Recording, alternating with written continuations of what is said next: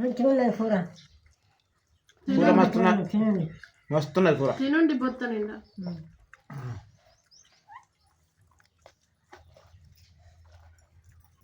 వీళ్ళు కడుపు నిండా తింటేనే నాకు మంచిగా అనిపిస్తుంది. తినరా నువ్వు ఎప్పుడు వస్తావు మళ్ళా? తింటానా మళ్ళీ ఇప్పుడు టోటల్ అయితే అన్నమే ఏం ఎక్కువ కాదు. ఆ పాలు పెట్టి పోయేసరికి ఏ టైం అయిద్దో తొందరగా వస్తారని గ్యారంటీ ఏం లేదు. ఇలా చేపలు పట్టి ఏటకు పోతాను అన్నాడు. ఆ పాట ఎక్కపోవాలి, మళ్ళీ గుట్టలు ఎక్కాలి. అంత చికాకు, చాలా దూరం నడిచిపోకట. తిను కడుపు నిండా.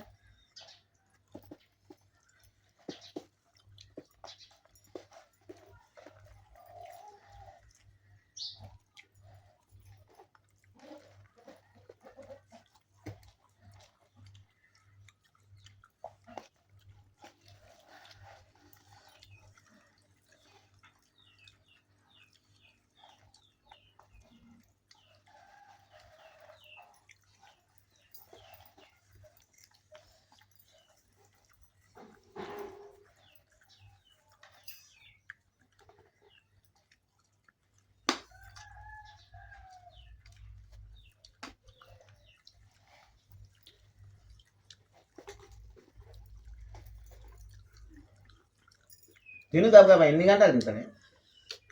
ఒక 2 బుక్కలు కూడా తినలేదు. నేను చూడ అయిపోయింది నా సగం. తినరావద్దా?